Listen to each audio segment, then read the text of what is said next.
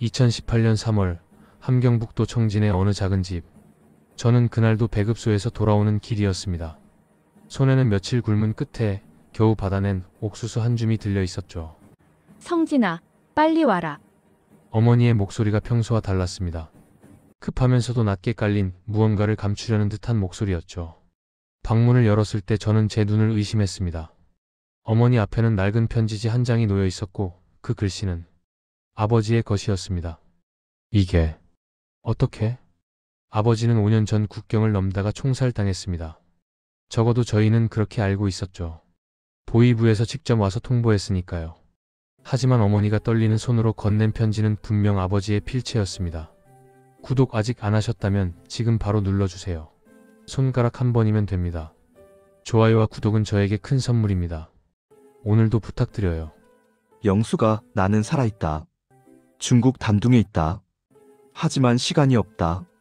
조선족 브로커들이 나를 추적하고 있다. 성진이를 보내라. 혼자서는 안 된다. 둘이 함께 나와야 한다. 3월 15일 밤 10시 두만강 하류마을 어기 버드나무 밑에서 기다린다. 절대 늦지 마라. 편지를 읽는 동안 제 손은 바들바들 떨렸습니다. 아버지가 살아계시다니. 하지만 동시에 공포가 밀려왔습니다. 탈북 그것도 함께. 잡히면 정치범 수용소행이었습니다. 우리 가족 모두가 3대가 멸족당하는 것이죠. 어머니 이건. 나는 간다. 어머니의 눈빛이 달랐습니다. 언제나 순종적이고 조심스럽던 어머니가 그날은 제가 태어나서 처음 보는 단호한 표정을 짓고 계셨습니다. 너도 가야 한다.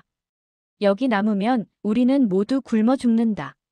너도 알지 않느냐? 지난달 옆집 순이가 어떻게 됐는지. 순이 누나. 23세 나이에 영양실조로 죽었습니다. 병원에 가도 약이 없었고 돈이 없으면 의사도 거들떠보지 않았죠. 장례식장에서 본 그녀의 몸은 10살 아이만도 못했습니다. 하지만 어머니, 잡히면 어쩌란 말이냐? 여기 있어도 죽는 것은 마찬가지다. 적어도 나가면 살 가능성이라도 있다.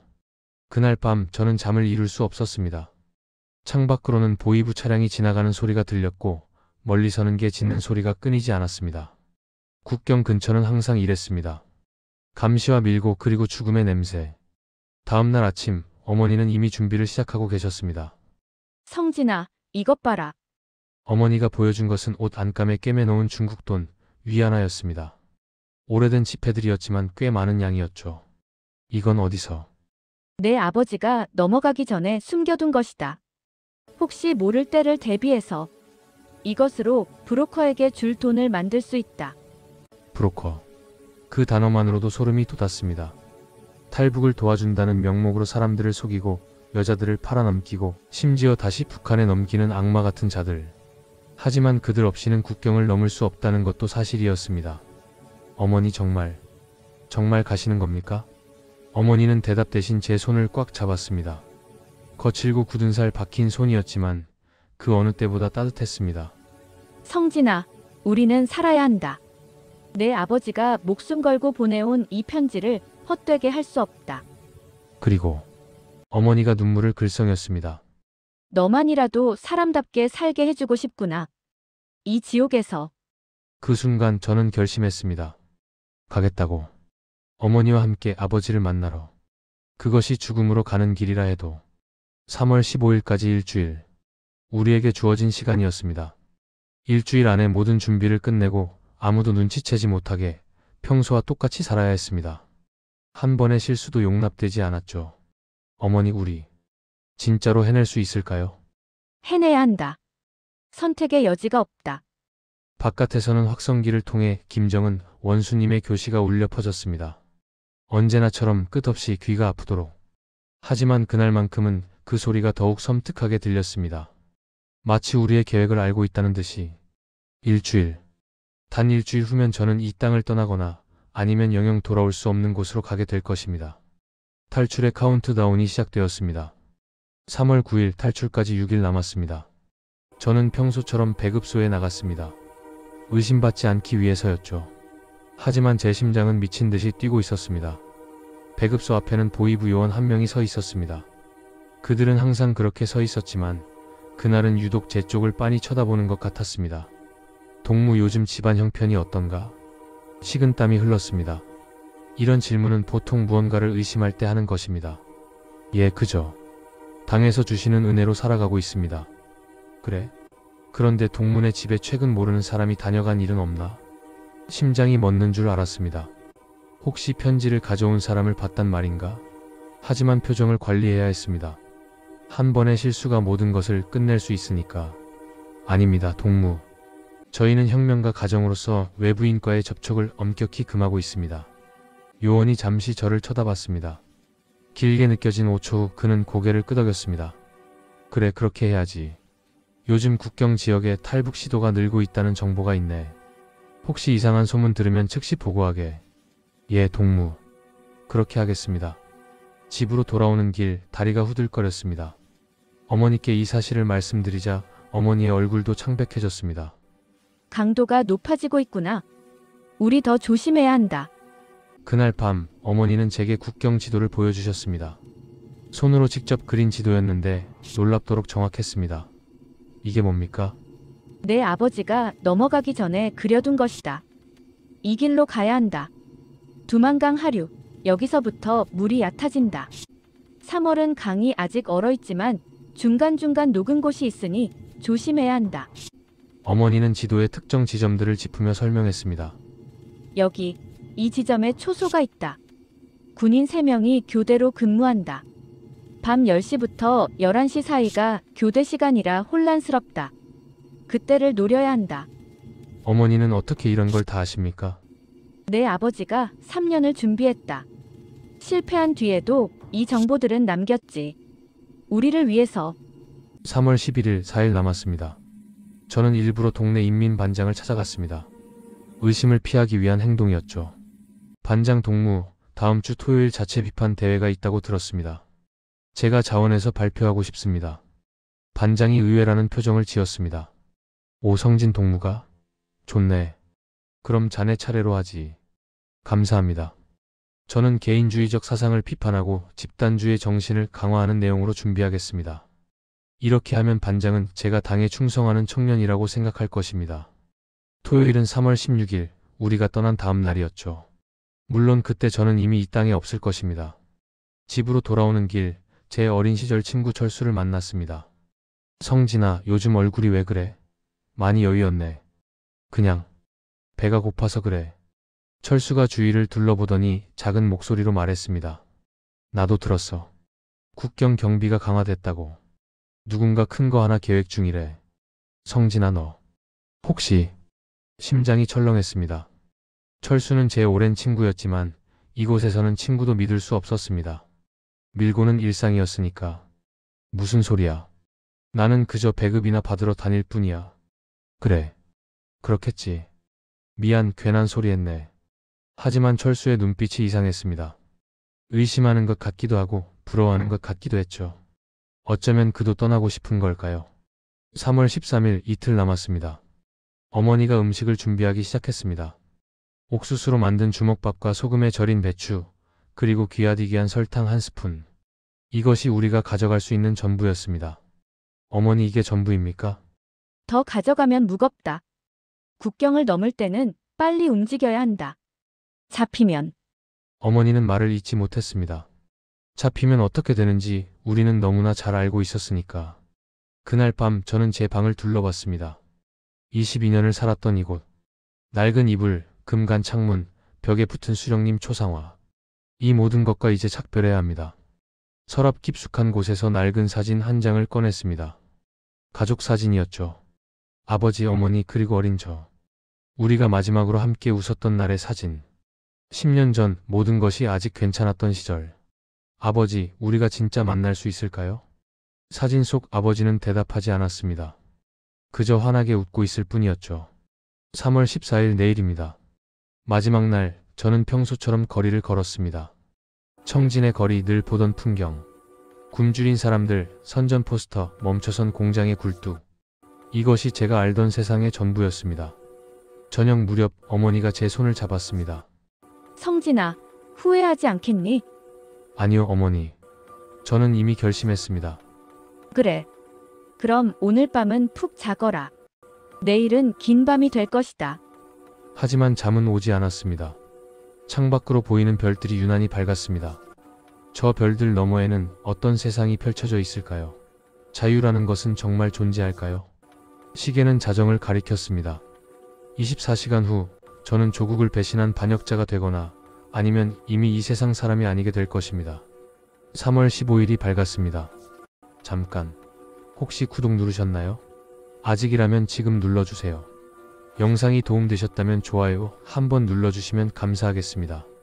알림 설정까지 해두시면 새 영상을 가장 먼저 보실 수 있습니다. 3월 15일 오후 3시, 저는 마지막으로 동네를 한 바퀴 돌았습니다. 작별 인사였죠. 물론 아무에게도 말할 수 없었지만 배급소 앞을 지나고 어린 시절 놀던 공터를 지나고 학교 앞을 지났습니다. 성진아. 뒤에서 누군가가 불렀습니다. 돌아보니 철수였습니다. 어디 가냐? 그냥 산책.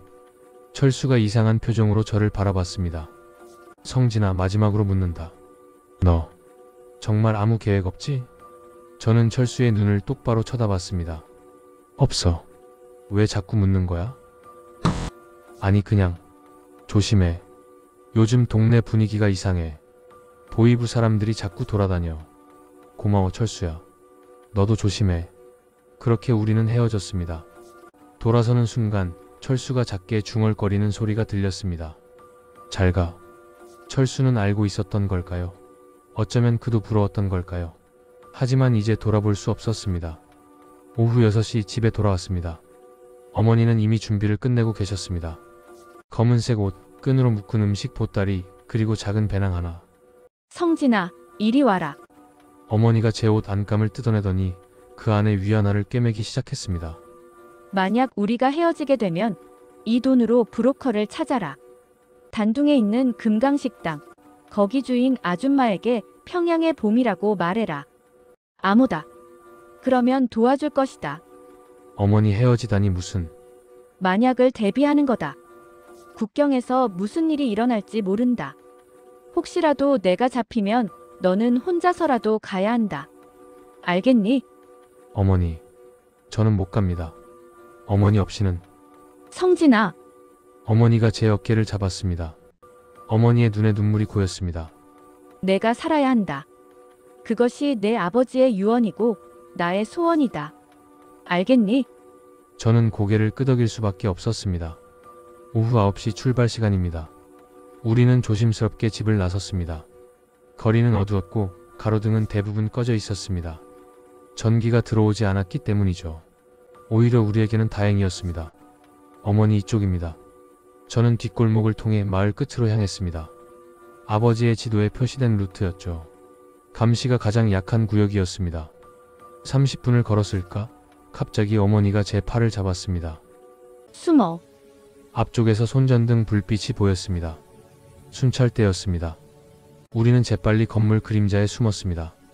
동무, 오늘 밤 경계를 강화하라는 지시가 내려왔네.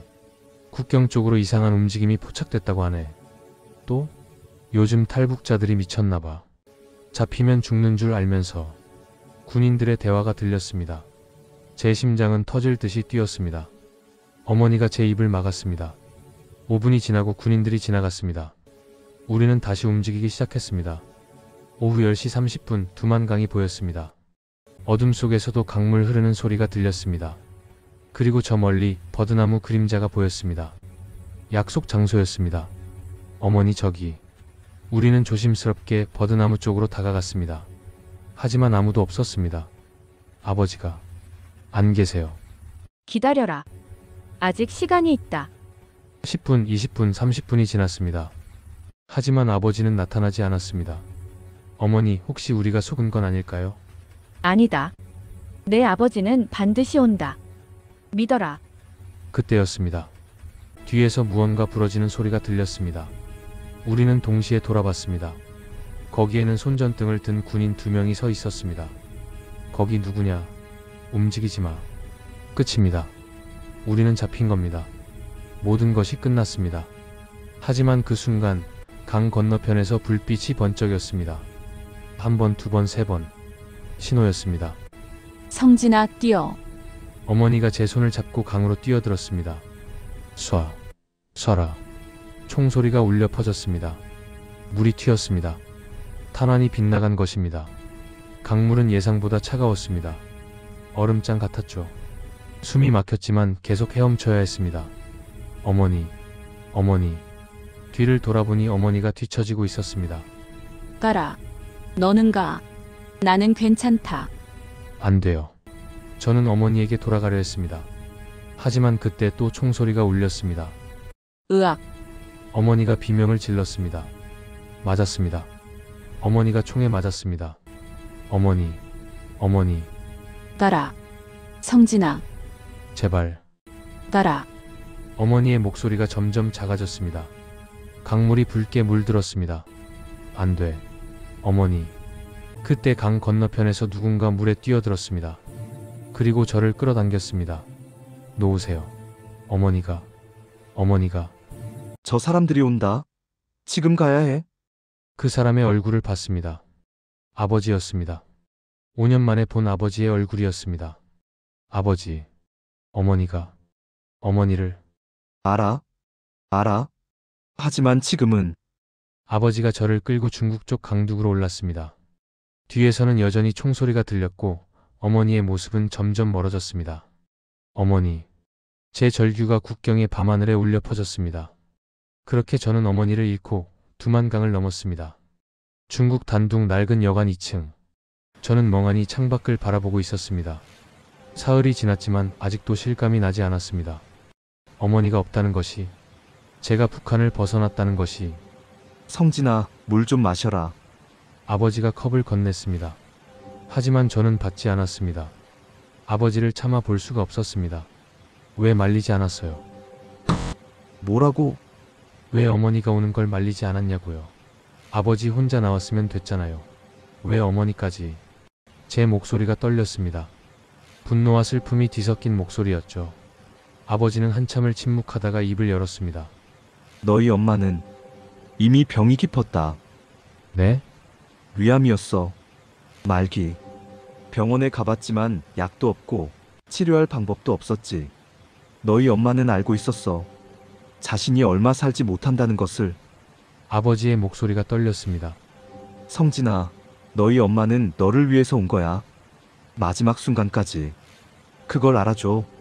저는 그제야 울음을 터뜨렸습니다.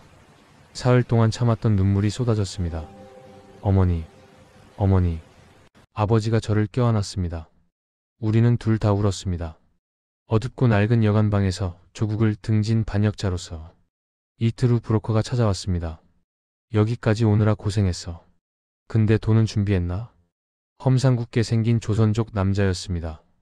아버지가 준비한 위안화를 건넸습니다. 이게 전부야? 그렇습니다. 제발 도와주십시오. 브로커가 돈을 세더니 혀를 찼습니다. 한국까지 가려면 이것의 3배는 있어야 해. 몽골 루트는 위험하고 태국 루트는 시간이 오래 걸려.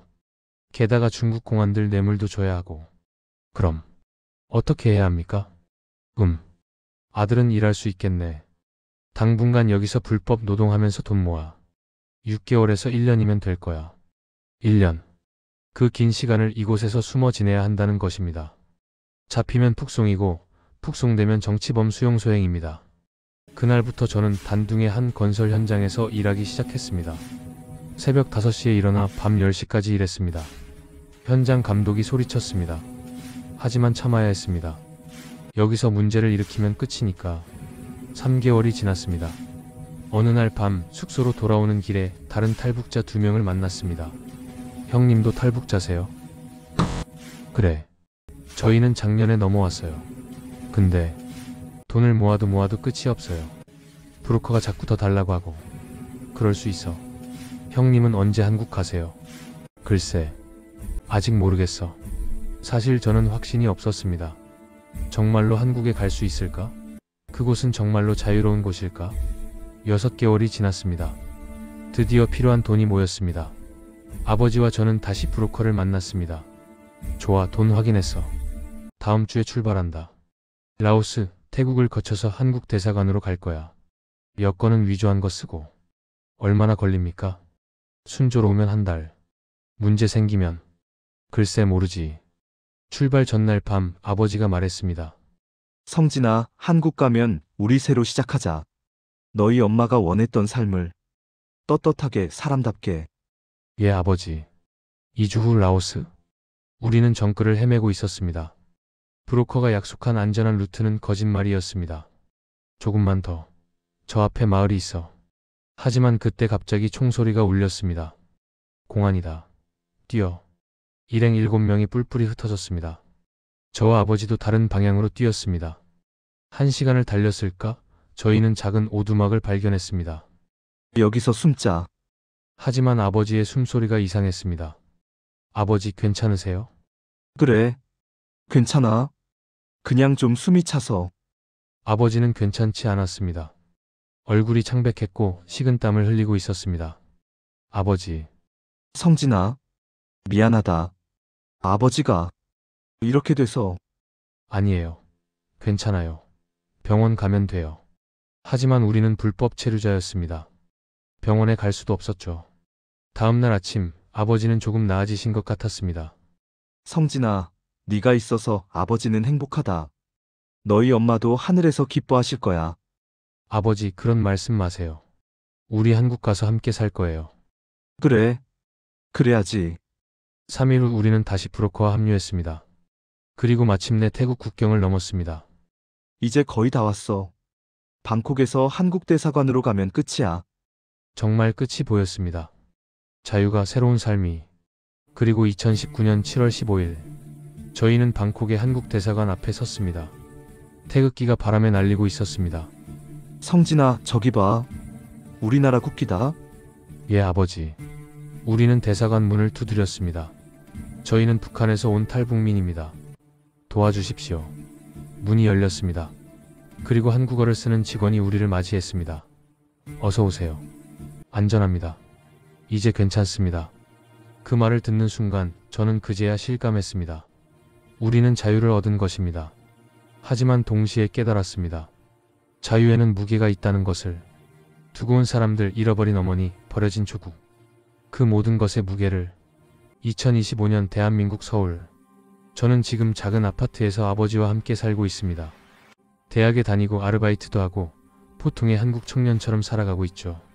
끝까지 시청해주셔서 진심으로 감사합니다.